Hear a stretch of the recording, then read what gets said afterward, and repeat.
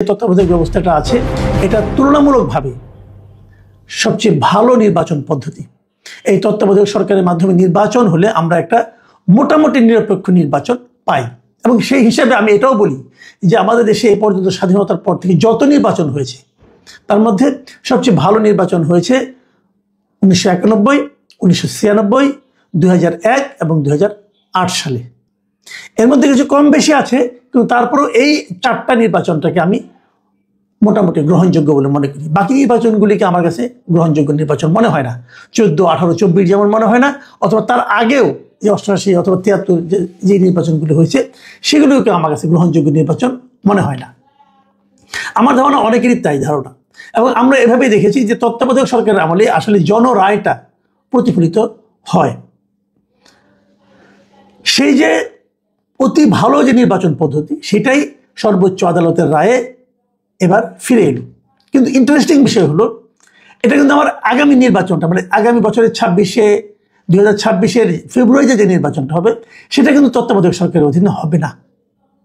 আমার প্রশ্ন, কেন হবে না? এই প্রশ্নটা আমি করতেই চাই। বলা হচ্ছে তারপরে মানে চতুর্দশ যে সংসদ নির্বাচন হবে সেখান থেকে এটা চালু হবে, আগামী এই নির্বাচনে হবে না। আমি এই জিনিসটাই আমি কিন্তু আসলে বুঝতে পারি না, এবং আমি জানতেই চাই যে এটা কেন হবে না। আদালত অবশ্য বলেছে যে কিন্তু সাংবিধানিক ধারা উপধারা তারা নির্ধারণ করে বলেছে এই কারণে এটা এবার নয়, তারপরের থেকে হবে।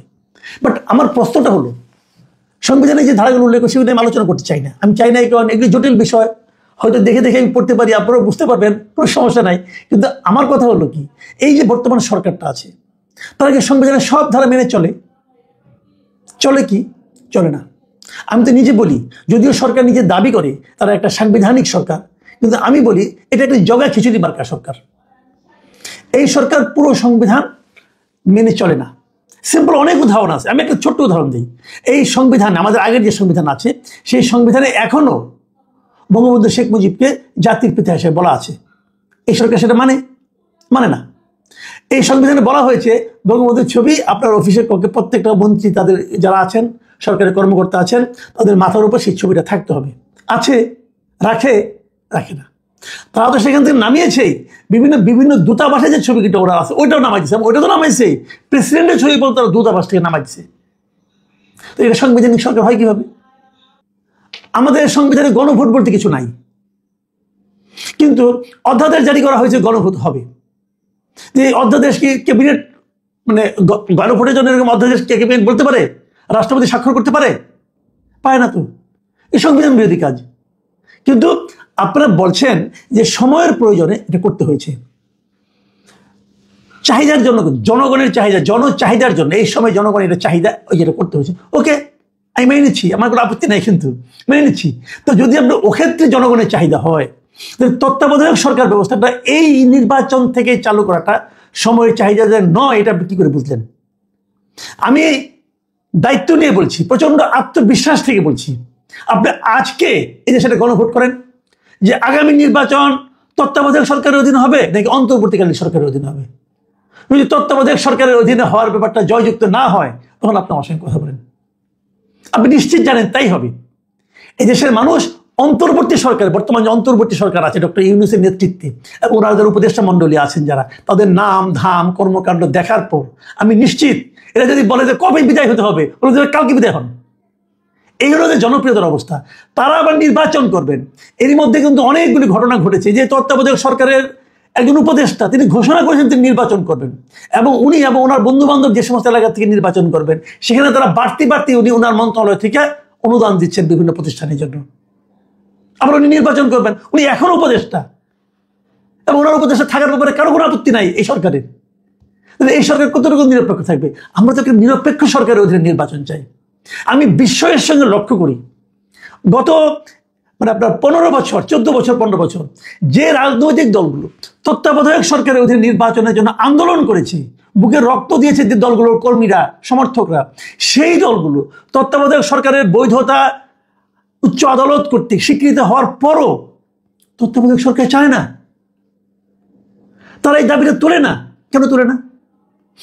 এই কারণে তারা ডক্টর ইউনূসের সরকারকে চটাতে চায় না। তারা মনে করে ওই ইউনূস সরকার চটে যে আবার নির্বাচন না দেয়, মানে তত্ত্বাবধায়ক সরকারের ওদের নির্বাচন হলে কার লাভ? পলিটিক্যাল পার্টিগুলোর লাভ না কার লাভ? আমি জানি না কার লাভ, আমি এটুকু জানি যে জনগণের লাভ।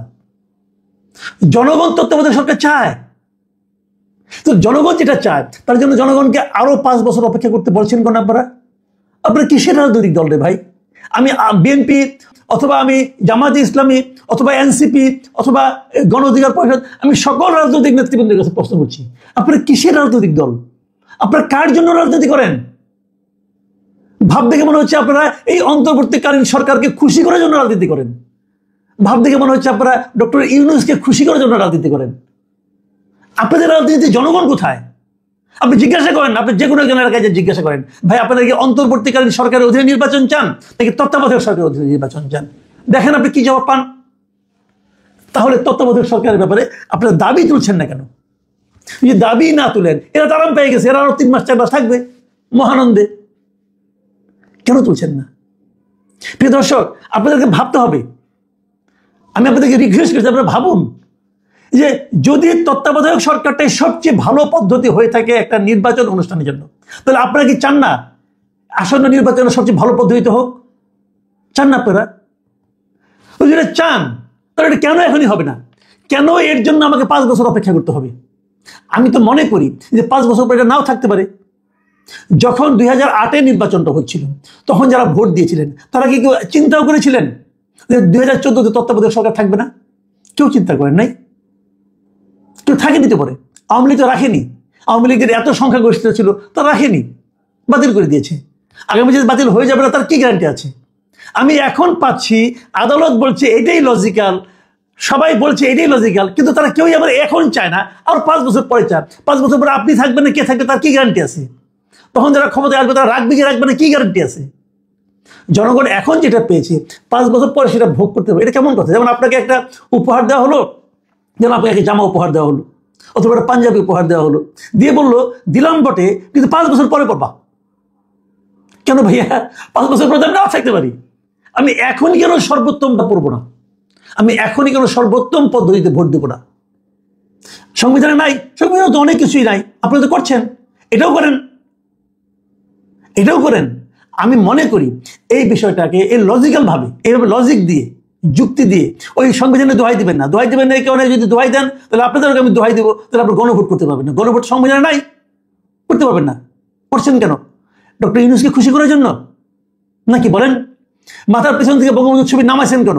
বঙ্গবন্ধুকে জাতির জনক হিসেবে অস্বীকার করছেন কেন? ওই মাহফুজ আলম আর নাহিদ ইসলামকে খুশি করার জন্য?